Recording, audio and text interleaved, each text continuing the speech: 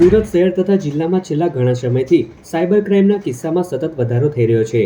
તેવામાં કતારગામ વિસ્તારમાં રહેતા અને આંબા તલાવડી ખાતે પોઝિટિવ ટ્યુશન ક્લાસીસ ચલાવતા શિક્ષકની કરતૂત સામે આવી છે। આ શિક્ષકે પોતાની જ ભૂતપૂર્વ વિદ્યાર્થિનીને સોશિયલ મીડિયામાં બદનામ કરી હતી। વિદ્યાર્થિની પર શિક્ષકની દાનત ખરાબ થતાં તેના નામનું ફેક એકાઉન્ટ બનાવી મોર્ફ કરેલા ફોટો સોશિયલ મીડિયામાં અપલોડ કર્યા હતા। એટલું જ નહીં, વોટ્સએપ ગ્રુપ બનાવી વિદ્યાર્થિનીના મોર્ફ કરેલા ફોટા તેના પરિવારના સભ્યોને પણ મોકલ્યા હતા।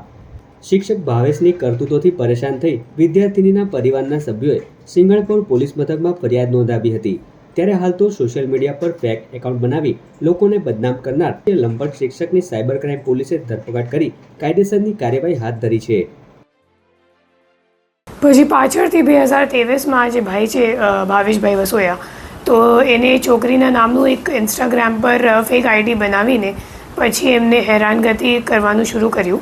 તો ત્યારે એ લોકોએ એક અરજી આપી હતી લોકલ પોસ્ટેમાં, ખબર નહોતું કે ખરેખર કોને બનાવ્યું છે।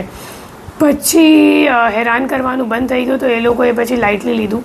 પછી આ વર્ષમાં 6ઠ્ઠા મહિનાથી એ લોકોએ ફરીવાર બીજો ઇન્સ્ટાગ્રામ પર ફેક આઈડી બનાવીને એમાં છોકરીનો ફોટો મોર્ફ કરીને અશ્લીલ તરીકે મોર્ફ કરીને પછી ત્યાં અપલોડ કરવામાં આવ્યો। અને એના સિવાય વર્ચ્યુઅલ નંબર મારફતે વોટ્સએપ પર ગ્રુપ બનાવીને છોકરીના જેટલા સગા સંબંધી છે બધાને એડ કરીને એવા અશ્લીલ ફોટાઓ ત્યાં મૂકવાનો એ ભાઈએ કોઈ શરૂઆત કર્યું।